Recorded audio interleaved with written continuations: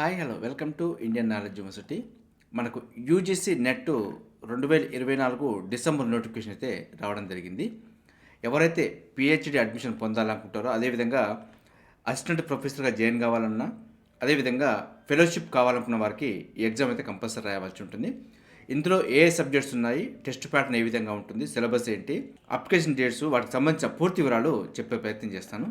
So ప్రధానంగా మనం application dates, exam dates సంబంధించి చూసుకుంటే, నెట్కు సంబంధించి ఆన్లైన్ అప్లికేషన్స్ అయితే నవంబర్ 19 నుంచి డిసెంబర్ 10 వరకు ఆన్లైన్ అప్లికేషన్ చేసుకోవచ్చు. ఫస్ట్ మనం ఆన్లైన్లో రిజిస్ట్రేషన్ చేసుకోవాలి. రిజిస్ట్రేషన్ చేసుకున్న తర్వాత అప్లికేషన్ ఫామ్ ఫిల్ చేయాలి. అప్లికేషన్ ఫామ్ ఫిల్ చేసిన తర్వాత మనం పేమెంట్ చేసుకోవాలి. పేమెంట్కి మాత్రం ఒకరోజు ఎక్స్ట్రా ఇవ్వడం జరిగింది. అంటే మనకు డిసెంబర్ 11 వరకు పేమెంట్ చేసుకోవచ్చు. ఎవరైతే 10th డిసెంబర్ లోపు ఆన్లైన్ అప్లికేషన్ ఫామ్ ఫిల్ చేస్తారో వారికి 11th వరకు కూడా పేమెంట్ చేసుకోవడానికి అవకాశం ఇవ్వడం జరిగింది. సో మనకు దీనికి సంబంధించి చూసుకుంటే పేమెంట్ అయితే ఆన్లైన్ చేసుకోవాలి. Net banking, credit card, debit card, UPI payments అయితే చేసుకోవచ్చు. దీనికి సంబంధించి జనరల్ క్యాండిడేట్స్కి అయితే రూ. 1150 పేమెంట్ పెట్టడం జరిగింది. జనరల్లో ఈడబ్ల్యూఎస్, అదేవిధంగా ఓబీసీ నాన్ క్రిమినేటెడ్ క్యాండిడేట్స్కి రూ. 600, అదేవిధంగా ఎస్సీ, ఎస్టీ, పీడబ్ల్యూడీ క్యాండిడేట్స్కి అయితే రూ. 325 ఫీ అయితే పెట్టడం జరిగింది. అదేవిధంగా కరెక్షన్ విండో అయితే డిసెంబర్ 12, 13 2 తేదీల్లో అయితే అందుబాటులో ఉంటుంది. ఏదైనా మిస్టేక్స్ జరుగుంటే కరెక్షన్ అయితే చేసుకోవడానికి అవకాశం ఉంటుంది. సో మేజర్గా అన్నిటికైతే ఉండదు, కొన్నిటికి మాత్రం అవకాశం ఉంటుంది. సో ఆన్లైన్ అప్లికేషన్ చేసేటప్పుడు కేర్ఫుల్గా చేయాల్సి ఉంటుంది. అదేవిధంగా మనకు ఎగ్జామ్ డేట్స్ సంబంధించి జనవరి 1 నుంచి జనవరి 19 వరకు కండక్ట్ చేయడం జరుగుతుంది. 2025 జనవరి 1 నుంచి జనవరి 19 వరకు అయితే ఎగ్జామ్స్ కండక్ట్ చేయడం జరుగుతుంది. ఇది సిబిటి మోడ్లో ఉంటుంది కాబట్టి జనవరి 1 నుంచి జనవరి 19 వరకు మనకు ఎగ్జామ్స్ అయితే కండక్ట్ చేయడం జరుగుతుంది. షిఫ్ట్ వైజ్గా ఉంటుంది. ఎగ్జామ్ డ్యూరేషన్ చూసుకుంటే 180 minutes ఉంటుంది, అంటే 3 hours ఉంటుంది. మనకి ఇందులో పేపర్ 1, పేపర్ 2 2 పేపర్లు ఉంటాయి. సో 2 పేపర్లకు కలిపి కూడా 3 hours కంప్లీట్ చేయడం జరుగుతుంది. సో దీనికి బ్రేక్ అయితే ఇవ్వడం జరగదు. సో కాబట్టి 180 minutesలో మనకు పేపర్ అయితే కంప్లీట్ చేసుకోవాల్సి ఉంటుంది. అదేవిధంగా ఎగ్జామ్స్ టైమింగ్స్, అదేవిధంగా షిఫ్ట్కి సంబంధించి, ఎగ్జామ్ సెంటర్కి సంబంధించి మనకు అడ్మిట్ కార్డులో మెన్షన్ చేయడం జరుగుతుంది. అదేవిధంగా ఫర్దర్గా అప్డేట్ రాగానే మీకు ఇంటిమేషన్ ఇచ్చే ప్రయత్నం చేస్తాను. సో ప్రస్తుతం అయితే వీటికి సంబంధించి ఇన్ఫర్మేషన్ అయితే ఇవ్వలేదు. సో మనకు ఆన్లైన్ అప్లికేషన్ చేసేటప్పుడు ఫస్ట్ రిజిస్ట్రేషన్ చేసుకోవాలి. రిజిస్ట్రేషన్ చేసుకోవడానికి అయితే email ID and mobile number అయితే అందుబాటులో ఉండాలి. అదేవిధంగా ఆన్లైన్లో అప్లికేషన్ ఫామ్ ఫిల్ చేసేటప్పుడు మనకు రీసెంట్ ఫోటోగ్రాఫ్, అదేవిధంగా సిగ్నేచర్ అయితే అప్లోడ్ చేయవలసి ఉంటుంది.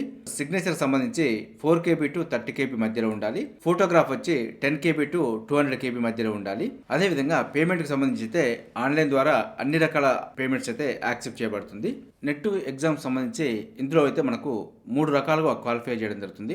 ఇందులో ఫస్ట్ మనకు జేఆర్ఎఫ్ తీయడం జరుగుతుంది. జేఆర్ఎఫ్కు ఎవరైతే క్వాలిఫై అవుతారో వారైతే జేఆర్ఎఫ్ ఫెలోషిప్ ఉంటుంది. అదేవిధంగా అసిస్టెంట్ ప్రొఫెసర్కు జాయిన్ కావచ్చు. అదేవిధంగా పిహెచ్డి అడ్మిషన్ కూడా పొందొచ్చు. రెండో కేటగిరీ చూసుకుంటే ఇందులో మనకు assistant professor and PhD admission సంబంధించి ఎలిజిబిలిటీ ఇవ్వడం జరుగుతుంది. ఇందులో అయితే జేఆర్ఎఫ్ ఫెలోషిప్ రాదు. సో ఇందులో అసిస్టెంట్ ప్రొఫెసర్ జాయిన్ కావచ్చు, అదేవిధంగా పిహెచ్డి అడ్మిషన్ పొందొచ్చు. మూడో కేటగిరీ చూసుకుంటే ఓన్లీ పిహెచ్డి అడ్మిషన్ మాత్రమే ఎలిజిబిలిటీ ఇవ్వడం జరుగుతుంది. సో ఇందులో జేఆర్ఎఫ్ ఉండదు, అదేవిధంగా అసిస్టెంట్ ప్రొఫెసర్గా జాయిన్ అవ్వడానికి అవకాశం ఉండదు. పిహెచ్డి అడ్మిషన్కి మాత్రం అవకాశం ఉంటుంది. సో 3 రకాలుగా మనకు నెట్కు సంబంధించి క్వాలిఫికేషన్ అయితే ఇవ్వడం జరుగుతుంది. జేఆర్ఎఫ్ వచ్చిన క్యాండిడేట్స్కి అయితే ఇంటర్వ్యూ ద్వారా మనకు సెలెక్షన్ చేయడం జరుగుతుంది. అదేవిధంగా కేటగిరీ 2 అండ్ కేటగిరీ 3 సంబంధించి 70% వెయిటేజ్ ఇవ్వడం జరుగుతుంది. 30% వెయిటేజ్ అనేది ఆయా యూనివర్సిటీ యొక్క నామ్స్ ప్రకారం అయితే ఫిలప్ చేయడం జరుగుతుంది.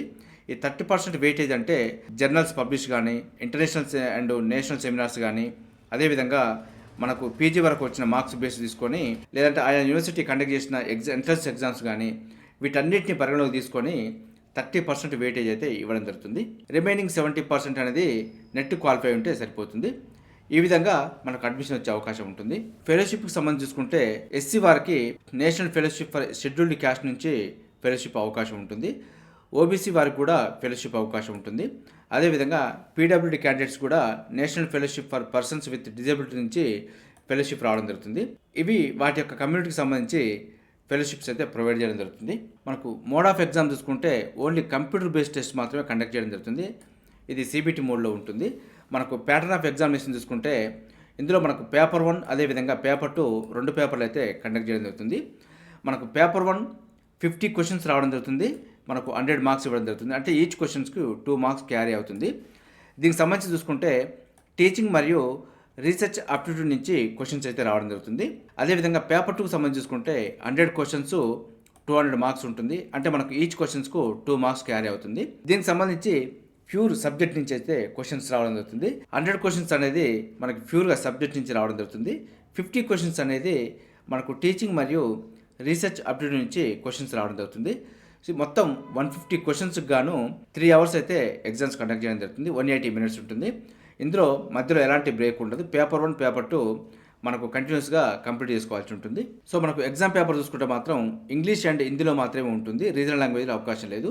లాంగ్వేజ్ పేపర్స్ మాత్రమే వాటి యొక్క లాంగ్వేజ్లో ఎగ్జామ్ ఉంటుంది.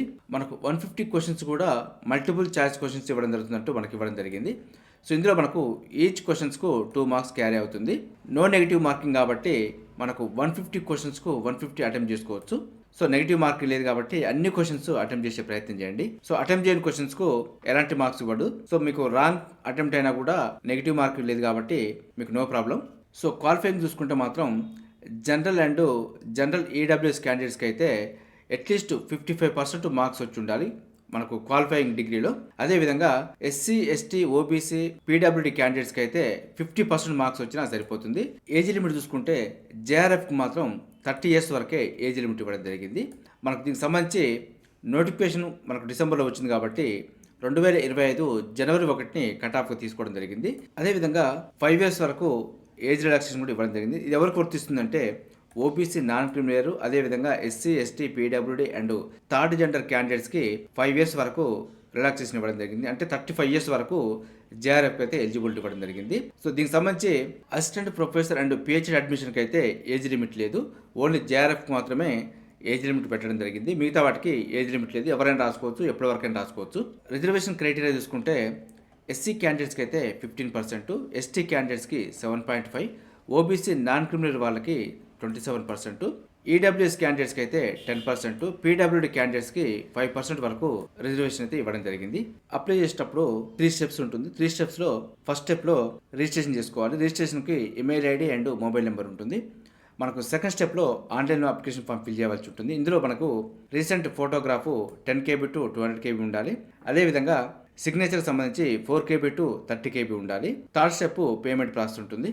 మనం ఆన్లైన్లో అప్లికేషన్ చేసేటప్పుడు సబ్జెక్ట్స్ సంబంధించి కోడ్స్ అయితే ఇవ్వడం జరుగుతుంది. ఒకసారి చూసుకొని ఆన్లైన్లో అప్లికేషన్ ఫామ్ చేసేటప్పుడు వీటికి సంబంధించిన కోడ్ అయితే ఎంటర్ చేయవలసి ఉంటుంది. సో మీరు ఏ సబ్జెక్ట్ రాస్తున్నారో ఆ సబ్జెక్ట్కి సంబంధించి కోడ్ అయితే కరెక్ట్ చేయవలసి ఉంటుంది. సో మీరు ఏదైనా కోడ్ మిస్టేక్ చేస్తే మాత్రం ఆ కోడ్కి సంబంధించిన పేపరే మీకు ఎగ్జామ్ రావడం జరుగుతుంది.